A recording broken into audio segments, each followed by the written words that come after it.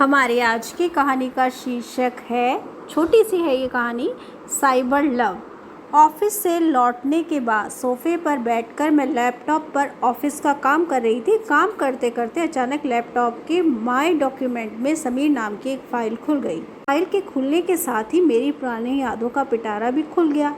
एक के बाद एक पत्रों का सिलसिला चलने लगा। पहला पत्र 4 फरवरी 2000 का था, जिसमें लिखा था, समीर, मैं एक राजपत्रित अधिकारी हूँ। काम के सिलसिले में मेरा कई लोगों से संपर्क होता रहता है, परंतु जब से तुम्हें देखा है मन विचलित सा रहता है। बस हर पल एक ही इच्छा रहती है कि तुम्हारा सामीप्य बना रहे। समीर के लिए मैंने ये पत्र लिख तो दिया था, परंतु उसे मेल करने की हिम्मत मुझ में नहीं थी, इसलिए यह ज्यों का त्यों पड़ा रहा। लेकिन यह क्या, अगले ही पल नेट खोलने पर इनबॉक्स में समीर का मेल था। लिखा था, मैं समझ सकता हूँ कि तुम मेरे बारे में क्या सोच रही होगी। जो तुम्हारी हालत है वही मेरी भी है। इसी संस्कारों की बेड़ी कहें या शर्म संकोच की, मैं उस मेल को देखकर भी कुछ नहीं कर पाई। बस समीर नाम की फ़ाइल में डमी लेटर लिखकर सेव कर देती। दिल बहलाने का सिलसिला चलता रहा। जहाँ मैं समीर को पत्र लिख कर फाइल में इकट्ठे किए जा रही थी, वहीं समीर मेरे द्वारा जवाब ना दिए जाने पर भी मुझे हफ्ते में एक मेल जरूर भेज देता था। समीर प्रयोजन अधिकारी था और अक्सर मीटिंग में उससे आमना सामना हो जाता था। जब भी उसे देखती दिल की धड़कनें बढ़ जाती। मुझे देख समीर भी शरारत से मुस्कुरा देता। मालूम हुआ कि समीर डिप्टी कलेक्टर बन गया है और उसकी पोस्टिंग रीवा हो गई है।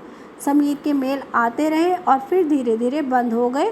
ना चाहते हुए भी मैं हर घंटे इनबॉक्स जरूर खोलती, लेकिन निराशा ही हाथ लगती। मैं सोचने लगी कि आखिर समीर कब तक मेरे मेल का इंतज़ार करता। हो सकता है उसने अपना जीवन साथी चुन लिया हो और उसके साथ सुखी जीवन बिता रहा हो। तभी दरवाजे पर नौकरानी सुमित्रा की आवाज़ से मेरी तंद्रा भंग हो गई। किसी आदमी ने पूछा, मैडम हैं? हाँ है, क्या कहना है? उनसे कहो समीर आया है। आप बैठे, मैं अभी खबर करती हूँ। समीर की आवाज़ सुनकर मेरा दिल ज़ोर ज़ोर से धड़कने लगा। मैं उठकर बाहर आ गई और नमस्ते कहते हुए दोनों हाथ जोड़ दिए। सुमित्रा पानी लेने अंदर चली गई। समीर ने कहा, कैसी हो? ठीक हूँ, और तुम? ठीक हूँ। तुम्हारे पति और बच्चे? नहीं, मैंने शादी नहीं की। लेकिन तुम क्या अकेले? हाँ, मैं भी अकेला ही हूँ। सुनकर मुझे अच्छा लगा। एक बार मन हुआ कि उसके सीने से लग जाऊं और अपने मन की सारी बातें कह दूं। फिर कुछ संभल कर पूछा, तुमने शादी क्यों नहीं की? जवाब देने की बजाय उसने पलटकर सवाल किया, और तुमने क्यों नहीं की? मैंने कहा, 3 साल पहले मम्मी पापा इस दुनिया से चले गए थे। तुम्हारी भी कुछ खबर नहीं मिली। अब तो अकेले रहने की आदत सी पड़ गई है।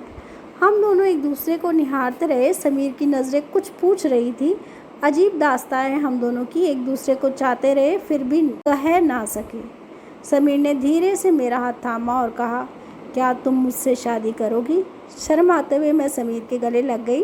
देर से ही सही, मुझे मेरा पहला प्यार हासिल हो ही गया। ये छोटी सी कहानी यही ख़त्म होती है। धन्यवाद।